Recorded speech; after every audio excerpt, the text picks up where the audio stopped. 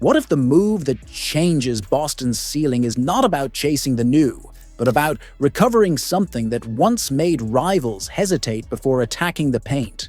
The Celtics keep winning, the standings look healthy, and the outside noise says everything is fine. But inside the league, a different conversation is happening. Quiet, calculated, and far more ambitious than box scores suggest.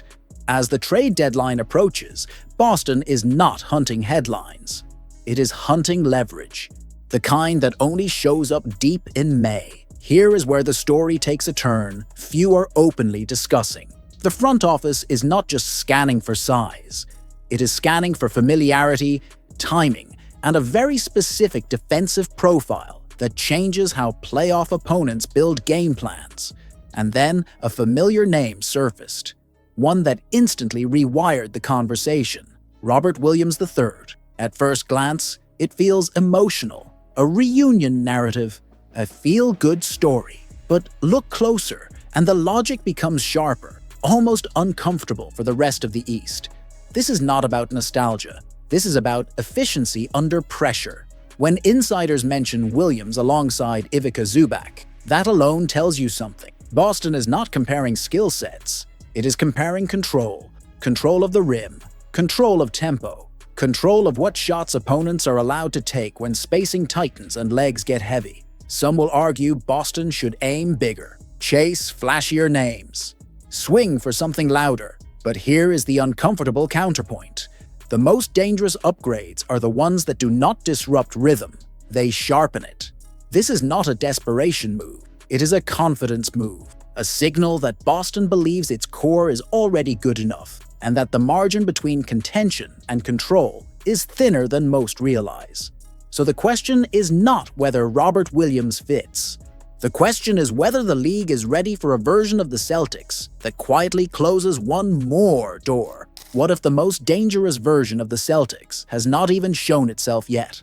That question is quietly shaping every serious conversation around Boston as the trade deadline approaches. Not because the team is desperate, not because something is broken, but because something rare is forming. Zach Lowe did not hesitate when addressing it.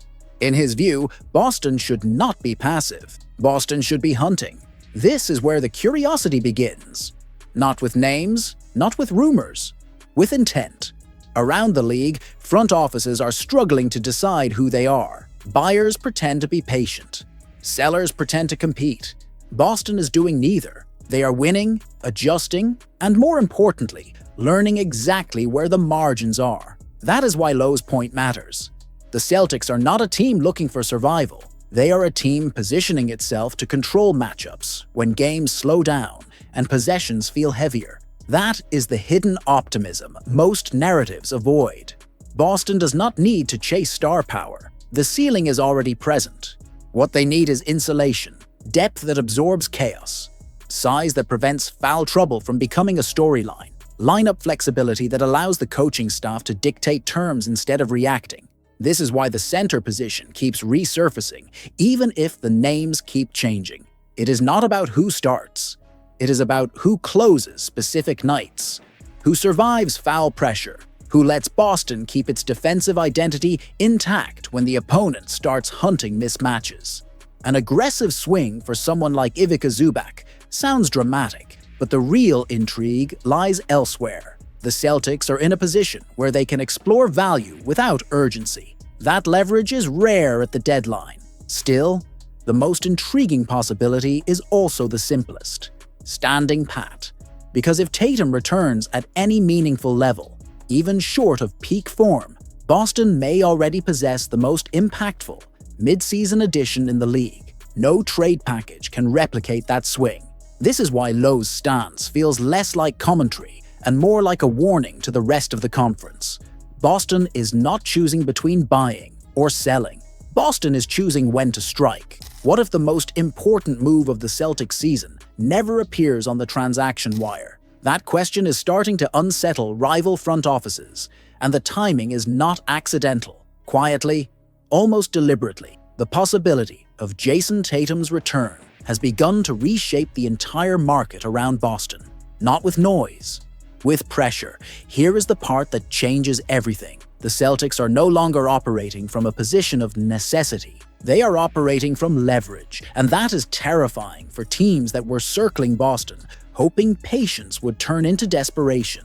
The rumor of Tatum's accelerated comeback does more than lift morale. It collapses options for others. Detroit, for example, was watching closely, not aggressively, not recklessly, but attentively. Sam Hauser represented a rare opportunity. Elite shooting on a team-friendly deal.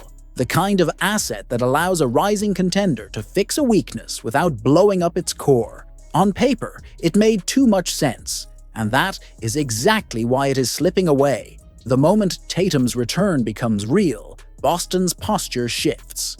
This is no longer a team calculating exits. It becomes a team recalculating ceilings.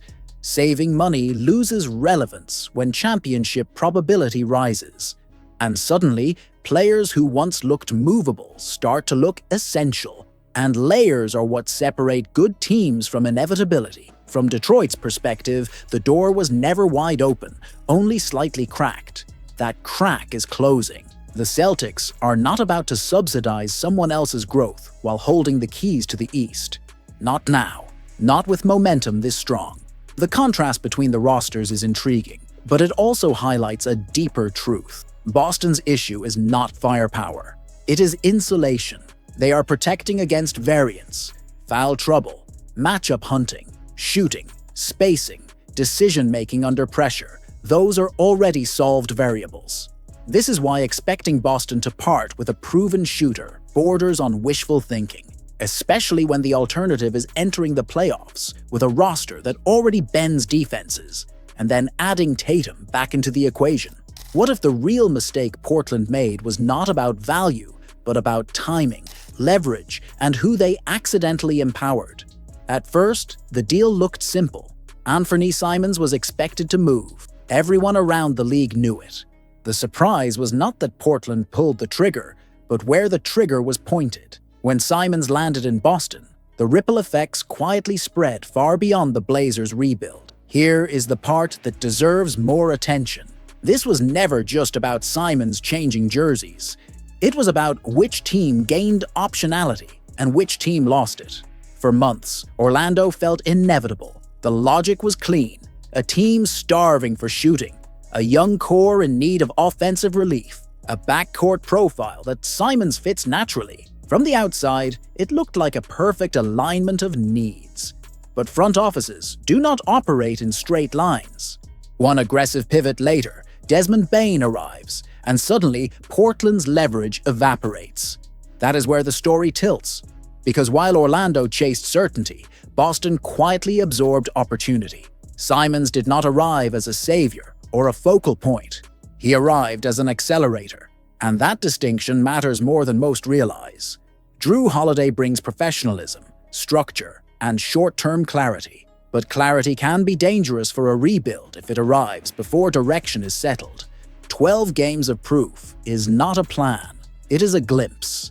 Now look at the other side of the trade. Boston did not inherit risk, they inherited flexibility. Simons slots into a system that does not ask him to be something he is not.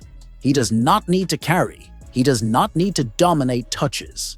He simply needs to pressure defenses, punish overhelp, and stretch matchups until something breaks. That is where curiosity should spike. Because the Celtics did not add Simons to fix a flaw fans complain about. They added him to complicate the league's preparation. He is the kind of piece that forces scouting departments to widen their focus. One more variable, one more adjustment, one more decision that has to be made under playoff stress. While Portland searches for long-term answers at point guard, Boston added another layer to an already adaptable structure. The Celtics did not chase upside. They absorbed it. That difference often decides who controls a series and who reacts to it. The irony is sharp. Portland feared undersized scoring guards losing value. Boston weaponized one without asking him to be small. System changes perception. Context changes worth. This is not about who won the trade today. It is about who gained the ability to wait, to pivot, to strike again when the moment is right.